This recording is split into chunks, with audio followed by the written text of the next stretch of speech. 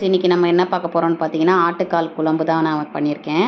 அது ரொம்ப ஈஸியாக எப்படி செய்யலாம் அப்படிங்கிறதுக்காக நான் அதை பண்ணியிருக்கேன். என்னோடய ஸ்டைலில் பண்ணியிருக்கேன். இதுக்கு தேவையான பொருள் பார்த்துடலாம். சின்ன வெங்காயம், தக்காளி, மசாலாவுக்கு ஏற்ற மாதிரி பட்டை, இலை இதெல்லாம் எடுத்திருக்கேன். சோம்பு போட்டு தாளிக்கிறதுக்கு எடுத்து வச்சுருக்கேன். இதில் வந்து பார்த்திங்கன்னா தேங்காய், முந்திரி, 2 பச்சை மிளகா, கொஞ்சமாக கசகசா சேர்த்து எடுத்து வச்சுருக்கேன் இந்த அரைக்கிறதுக்காக. இப்போ ஒரு குக்கரில் எண்ணெய் ஊற்றிட்டு கொஞ்சம் சோம்பு போட்டுக்கலாம். சோம்பு போட்டு நல்லா அந்த மசாலாவெல்லாம் சேர்த்துக்கலாம். தாளிக்கிறதுக்கு உண்டான மசாலாவை சேர்த்து நல்லா பொரி வர வரைக்கும் பார்த்து எடுத்துக்கலாம். இதில் பார்த்திங்கன்னா கொஞ்சமாக கருவேப்பிலை சேர்த்துக்கோங்க.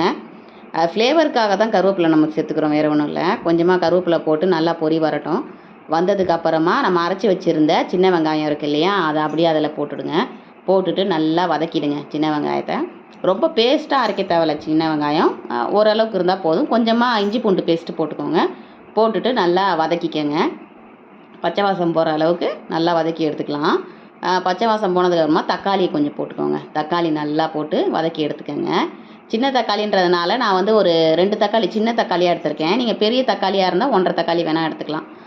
நான் சின்ன தக்காளியாக இருந்தாலும் 2 தக்காளி. நான் அந்த பேஸ்ட்டு நம்ம ரெடி பண்ணி வச்சுக்கிட்டோம். இப்போது தேங்காயெலாம் அரைச்சி ரெடி பண்ணி வச்சாச்சு. இப்போ ஆட்டுக்காலை எடுத்து நம்ம இந்த இதில் சேர்த்துக்கலாம். சேர்த்துட்டு நல்லா கிளறி விட்டுருங்க.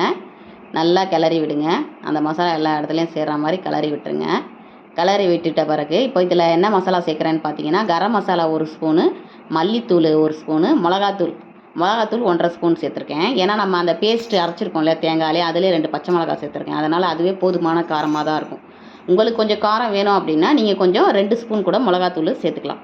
நான் 1.5 ஸ்பூன் சேர்த்துருக்கேன். போட்டுட்டு நல்லா கிளறி விட்டுருங்க.